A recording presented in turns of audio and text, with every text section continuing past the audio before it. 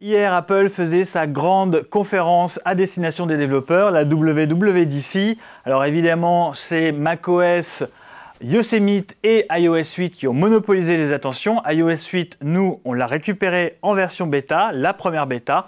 On va la prendre en main et on va découvrir les principales nouveautés.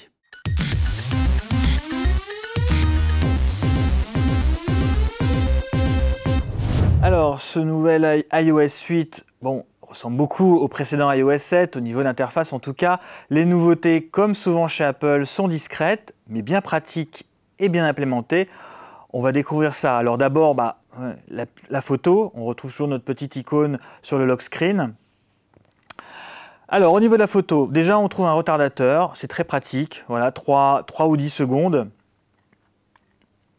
Voilà, le petit retardateur qui permet de capturer donc une rafale. On a également un mode, alors c'est pas nouveau, hein, mais qui permet de bloquer l'exposition et l'autofocus AE/AF.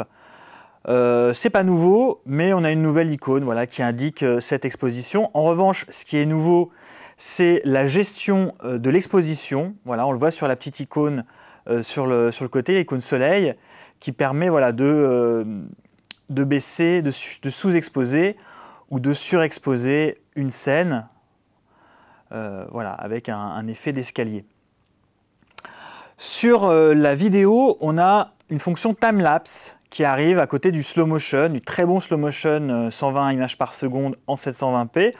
On a donc un time-lapse. Donc le time-lapse, je le rappelle rapidement, c'est un procédé qui permet de réduire le nombre d'images par seconde pour ensuite les accélérer. C'est très sympa, on essaiera de vous faire une petite démo vidéo parce que c'est assez marrant. Alors, il y a également sur la partie photo un système de prévisualisation des photos avec nouveaux effets de retouche. Alors, je vous montre ça. Sur une photo, on a sur la partie modifiée une nouvelle icône qui apparaît et qui permet de jouer un petit peu comme ce qu'on a sur iMovie, qui permet, voilà, de jouer très rapidement sur la luminosité, mais également la couleur. Voilà, donc c'est des petits effets assez sympas. Ce qui est surtout très sympa, voilà, on peut le voir, hein, ces petites nouveautés en termes de recadrage. Ça, on les avait déjà, ces effets-là. Mais voilà, recadrage et couleur, luminosité, ça c'est nouveau. Ce qui est, je trouve, assez intéressant, c'est justement cette mise à jour, ces retouches qui sont instantanément appliquées sur tous les appareils Apple reliés en cloud. Ça, c'était la grosse tendance de cette WWDC, cette convergence macOS, iOS qui est vraiment très pertinente et qui fonctionne là en l'occurrence pour les photos. Des nouveautés, on en a dans les messages. Alors en plus de gérer les SMS, les MMS et iMessage, on peut désormais envoyer des messages vocaux et vidéo. Alors ça se passe par ici pour les vocaux. Test d'iOS 8.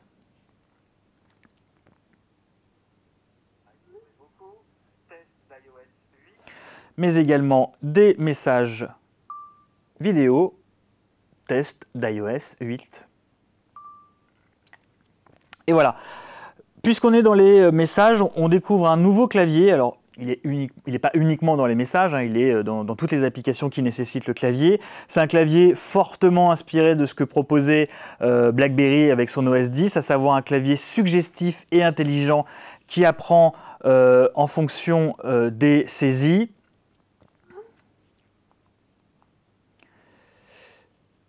Voilà.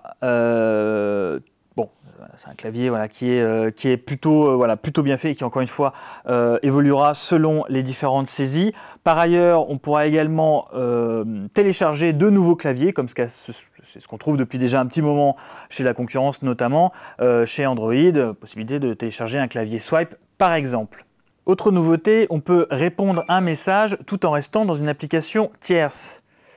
Là, typiquement, j'étais sur la météo, je peux répondre au SMS sans forcément aller directement dans l'application message. Siri évolue également avec ce iOS 8. On a, comme ce que propose Google avec OK Google, la possibilité de lancer Siri directement sans appuyer sur le bouton principal en disant « Dis Siri ». Voilà, pour que ça fonctionne, il faut que ça soit branché à une prise de courant. Siri désormais est capable de reconnaître de la musique grâce, grâce à l'implémentation de Shazam en natif. On voit que voilà, ça bouge pas mal au niveau de la reconnaissance.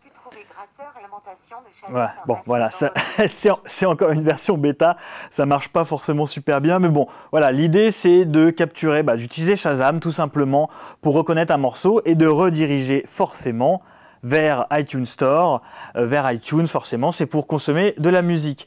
Par ailleurs, notre Siri pourra contrôler des accessoires de domotique grâce au programme HomeKit.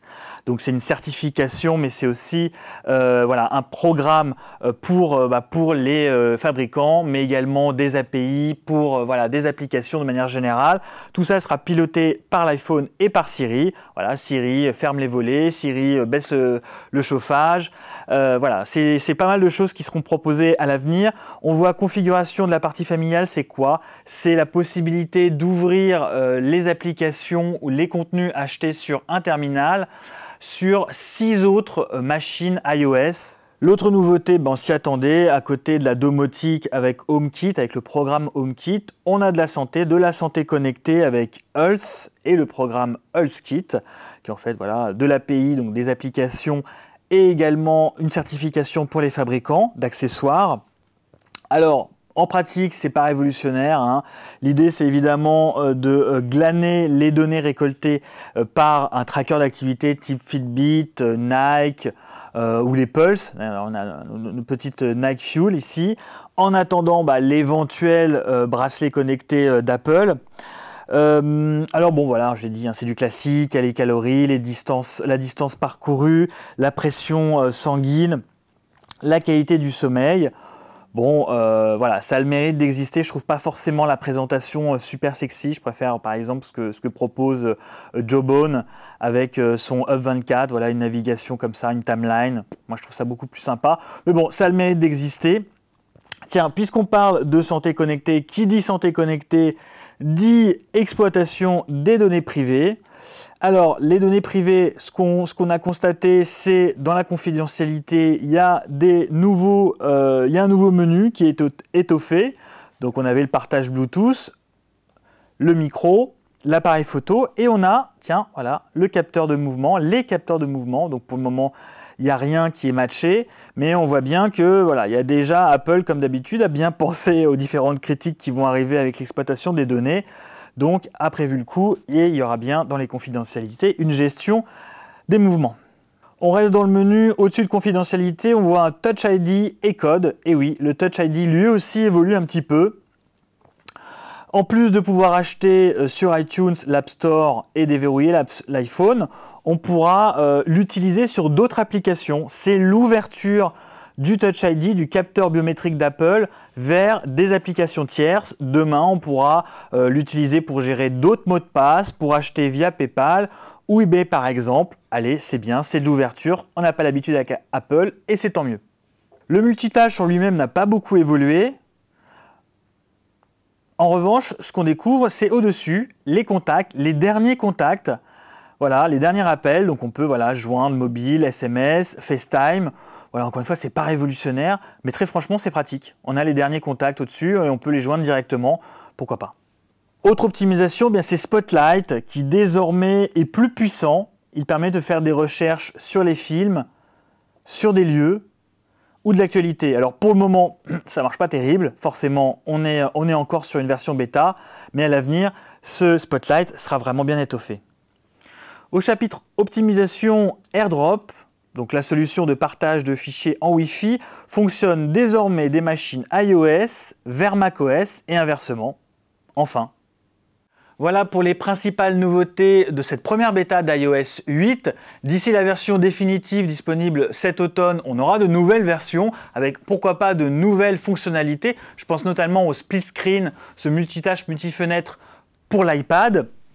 Dans tous les cas, iOS 8 sera disponible gratuitement comme d'habitude à partir de l'iPhone 4S et de l'iPad 2. C'était Alexandre Billot pour CNET France, merci et à bientôt.